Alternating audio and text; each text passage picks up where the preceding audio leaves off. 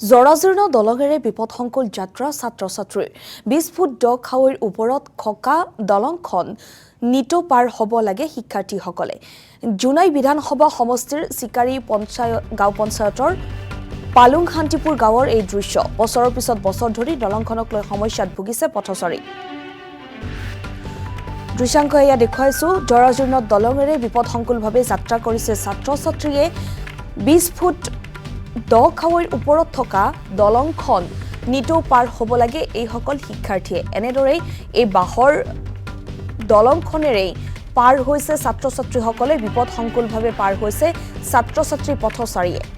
জোনাই বিধানসভা সমষ্টিৰ চিকাৰী গাঁও পঞ্চায়তৰ পালুং শান্তিপুৰ গাঁৱৰ দৃশ্য এয়া।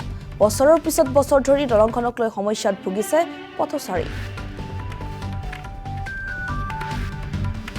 অন্তৰ্গত কালি চিকাৰী গাঁও পঞ্চায়তৰ এই আমাৰ পালুং প্ৰাথমিক বিদ্যালয়, আপোনালোকে দেখিছে এই দলংখন মানে বুৰ যোৱাৰ কাৰণে ল'ৰা ছোৱালী অহা যোৱাত বহুত অসুবিধা হৈছে।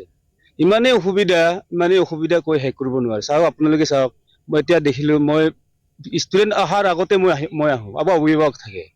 এতিয়া দিনটো আমি এই ল'ৰা ছোৱালীক এই কি কয় এইটো পানীৰ কাৰণে চাই থাকিব লগা হয়।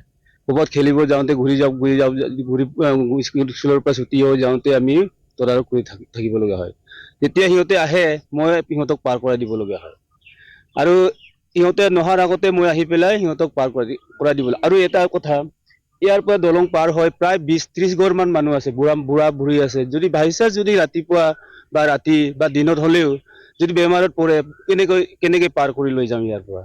সেইকাৰণে মই বিভাগীয় কৰ্তৃপক্ষক, বিশেষকৈ মাননীয় সমষ্টিৰ বিধায়ক ভুৱন পেগু ছাৰ, আপুনিক আমি আমন্ত্ৰণ জনাইছোঁ আৰু পৰিদৰ্শন কৰি এই দলংখনৰ ব্যৱস্থা আপুনি কৰি দিয়ক। আৰু এটা কথা, অতি গুৰুত্বপূৰ্ণ কথা মই ক'ব বিচাৰোঁ, এই স্কুলত দিনটো সৰু সৰু বাচ্চা ল'ৰা ছোৱালী ঘৰত থাকিব মন নাই।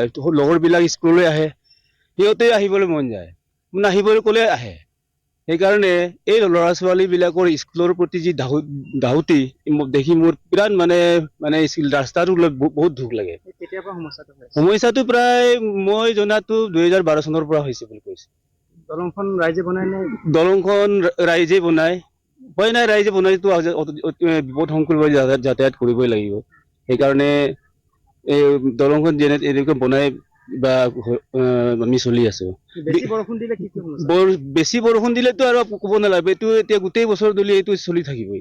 সদায় গৈ আছিলে, কিন্তু এইটো বন্ধ কৰি দিয়াৰ লগে লগে আমাৰ দলংখন ব্ৰিজখন এই বেম্বো ব্ৰিজখন উপঙি গৈছে। গতিকে আমাৰ বহুত সমস্যা হৈছে। আমি সদায় দিনে ল'ৰা ছোৱালীক তবলৈ আহিবলগীয়া হৈছে। গতিকে আমাৰ বিধায়ক ভুৱন ছাৰে অতি শীঘ্ৰে আমাৰ এই ব্ৰিজখন ল'ৰা ছোৱালী অহা যোৱা কৰিবৰ কাৰণে ব্ৰিজখন বনাই দিব লাগে বুলি আপোনাৰ